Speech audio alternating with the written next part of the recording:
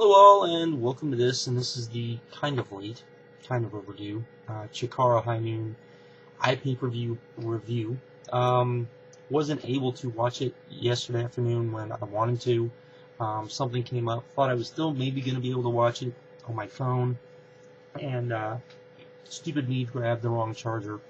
Or I grabbed a charger I thought was going to work on my phone, and then it wound up not working on my phone. I was being stupid. And so I was able to watch part of the pre-show, but the Ustream stream was pretty horrible, and so I pretty much gave up on it. And then before the iPPV even started, my phone died. The wonder of smartphones, ladies and gentlemen. Anyways, so let's get on with this review of this pay-per-view, which I talked somewhat about. I know some people felt I was, I don't know, shoving it down people's throats. I don't think that's what people were doing. I think they were just trying to get people to check it out because they believed that people would enjoy it. I wouldn't say I think this was, a blowaway show. I've heard some people actually say they thought it was a show of the year. Definitely don't believe that. I thought this was a great show, but simply just a great show. And that had a lot to do with, I thought it was very entertaining. I don't think the wrestling was necessarily a great show wrestling-wise, but I think it was very entertaining. Now, I've talked about this before. One of the reasons why I don't review a lot of Chikara stuff has a lot to do with the fact that when I do reviews, I very much feel like I'm recommending something. I want to do reviews of stuff that I feel like I can recommend, and people will watch it and be like, oh yeah, he was right, this was good. With Chikara, that can be difficult. And the reason is because one of Chikara's best assets is also one of the biggest strikes against them. They have very good, very in-depth storylines. The problem with that, and it's a good thing, the problem with that, especially for indies, which usually don't have that. I mean, usually it's pretty much like what you see in ROH. Guy A dislikes Guy B for some reason, and they're going to go out there and they're just going to have a match. And that's kind of the way it goes. Pretty basic storyline. And Chikara, while they have some, the storylines aren't necessarily so basic. Usually they feed, one storyline feeds onto another storyline, feeds onto another storyline type of thing. And they're very good, and they're very in-depth. And that's a very good thing. The problem is, if you're a new viewer, it's very easy to get lost. And the one thing about this pay-per-view when I was watching it was I was like, wow, this is not very new viewer friendly. I think the opening match was that way, and I think the main event was that way, which, by the way, I thought were the two best matches on the show. But I think everything else, particularly the comedy matches, needed a little bit more backstory behind them.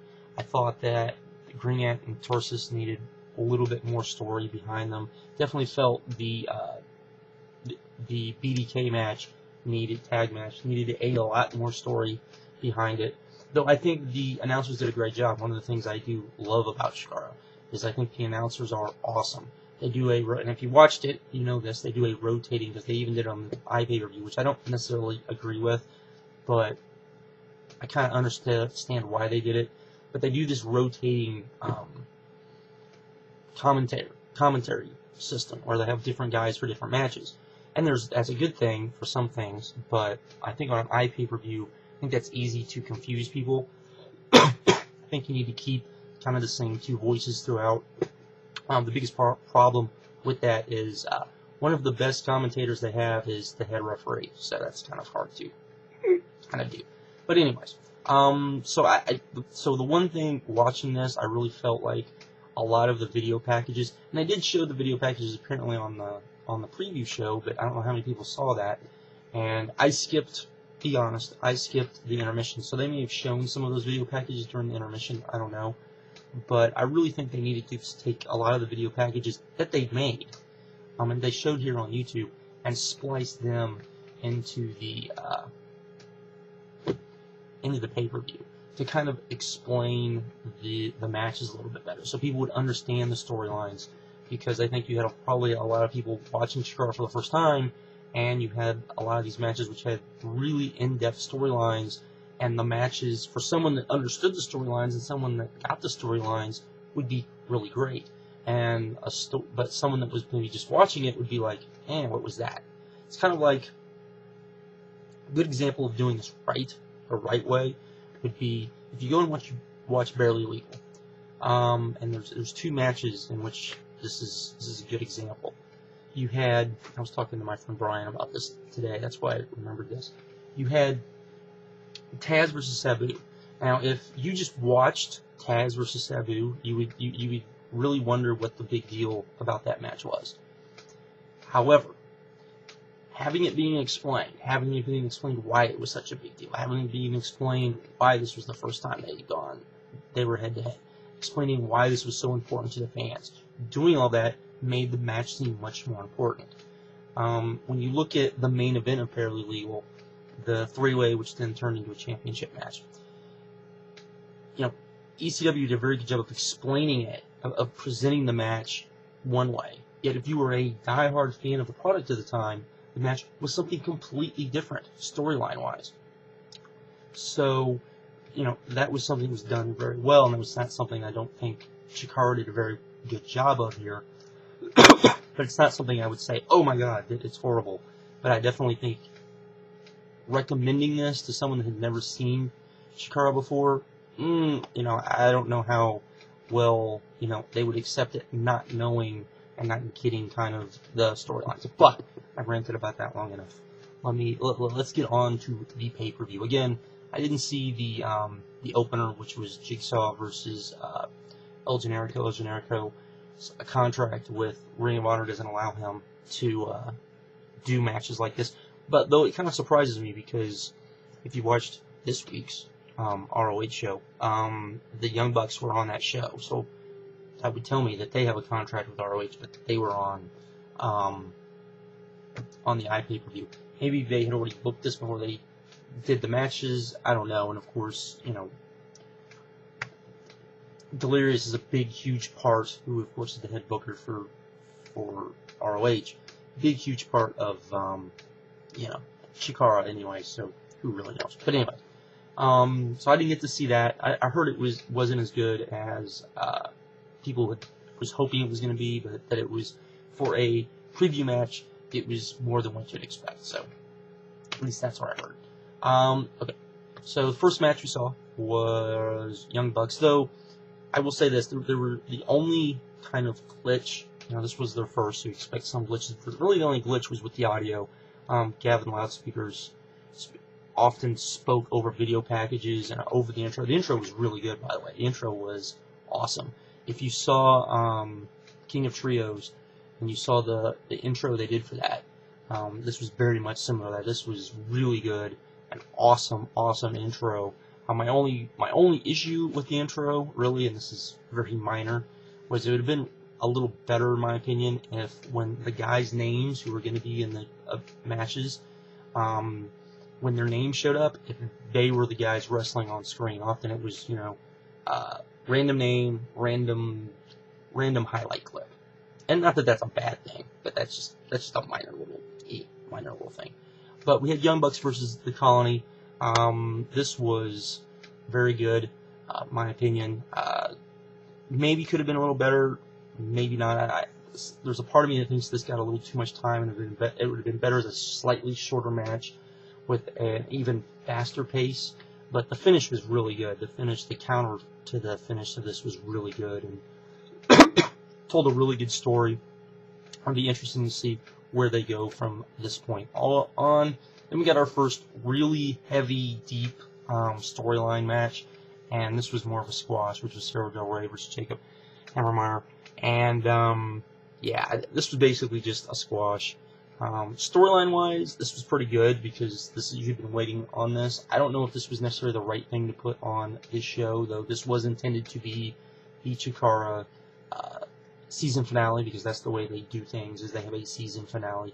And then, I guess in February? I think it's February they start back up. So there was that. And, it was a squash match. All it was Sarah Del Rey going out there and squashing this guy, which could have been funny, but the match went a little too long for it to be funny. This wasn't like, Bobby Heenan getting squashed by somebody, which is more of, I think, how I probably would have done it, but I think more people may have liked it. But this was just kind of there. Then we got Green Ant versus, or no, take it back. I think it was in between here is where we got the retirement angle, which Athenian turned heel. I thought this was very well done. My only problem with this was, and I understand why they did this, but this was one of the moments where I think this was the wrong thing to do. Athenian turned on Amasis and demasked him. Well, they didn't explain, and then Chikara being demasked is a huge, because it's based, a lot of the masking things are based on Lucha, so this is a huge, massive thing. Here you have a bunch of new fans watching this that would not understand this, and for emphasis, I understand why they did this, the announcers were dead quiet. I think there was a time to be quiet, and then I think there was a time to, oh my god, you demasked him, go into what all of that means, go into everything that entitles. Now, eventually they did talk about that with the BDK tag match, but they really didn't talk about it here, and I think they needed to kind of do that, but that's just, but other than that, I thought the angle was really well, and I think, was this the place for an angle? Again, this was, kind of your year-end thing, and I can understand that was probably something they had planned, so I can understand them doing it, and I thought it was really well done. This was probably, for a segment like this, I think this was, every bit as good as, say, I would say the Steen stuff, necessarily, but when Mayweather, the Mayweather Big Show stuff, I'd say it's probably about that good, so there you go. Then we had Green Ant versus Tursas, which I thought was a good match, big man versus little man match, just kind of what it was. I thought Green Ant did enough high flying to make this a good match, and I thought this was the one match where I think they really did a good job of putting over the story, and or one of, other than the main event, putting over the story, and I think that was well done. So there you go. Then we got Colt Cabana versus Archibald Peck. This is a match I should have loved, and this went way too long, in my opinion. There was a lot of very good comedy spots, but it went on for so long, and it was just like, can we get this over with already? The ending was very good. Everything made sense. It was kind of a screwy ending, but it was one of those screwy endings where, you want to see the screwy ending, and that's what we got. But the journey there could have been a lot quicker, and I think a lot better. And I think it kind of took away, particularly from one match. I'll get into that. Then we had a Gregory Iron versus Icarus. I thought I was kind of disappointed in this, because I thought this might be a little bit better, but just a little bit. But I still thought this was very good. Or not very good, but pretty good, I should say. I thought this was a pretty good match. Pretty entertaining. I thought the angle at the end was very well done. And, well, I hate that back. I shouldn't say it was very... I thought the angle at the end was a very good idea. I don't think it necessarily came off as good as they had hoped. It's one of those things that sounds good, should have been good, and then you go out there and you do it, and it's kind of falls flat. Could have been Akuma's fault. I don't know. But, anyways. Then we had Ultramantis Black, Hallowicked, Spectral Envoy taking on the BDK of Donst and Aries. Really good match. I think the announcers did a pretty good job of putting over the match and everything that was involved in the match, without it sounding too hokey with, eye of tier. But at the same time, I think they need to do a little bit better job of explaining the whole Delirious situation. Why would it be that Hallowicked would want Delirious? This whole thing, they didn't do a very good job of explaining that, in my opinion. And other than that, I thought it was a pretty good hardcore match. I wouldn't call it a great hardcore match. It was pretty. It had a lot of stuff you wouldn't normally see in Chikara, so that was good. But compared to other things that you've seen, probably not the most impressive thing, but still very good. I think for diehard Chikara fans, that you would love this. For someone new to it, I think you would just think it was, as I said, very, very good. So, then we had the main event for the first grand champion of Chikara, in which we had Quackenbush taking on Eddie Kingston. This was epic. This is, I wouldn't say it was a amazing match, but I would say it was a great match, and I would say that this is everything you want a main event to be. It had a main event feel to it. The crowd was into it. The crowd was so into Eddie Kingston. Turned on, Mike Quackenbush. Mike Quackenbush did the, face, getting frustrated with the fans, doing the heelish type tactics. I'm trying to win. The locker room spilt out before the match to watch the match around ringside. I talked about all the guys that were out. That was probably one kind of small, minuscule little gripe, because I think they could have shown some of the guys as they were around ringside, but I understand why they didn't do that. To focus more on the match. But I thought the match was really good. I really enjoyed it, and very emotional. I thought the speech at the end was very good. I even think, Eddie Kingston calling out everybody like he did. I've heard some people kind of on that, but I think that was something that needed to be done. I think the way he did it was in a way of, I am the champion. I'm Chikara's first champion. I believe this is the best promotion in the world, and I'm willing to prove it against anybody.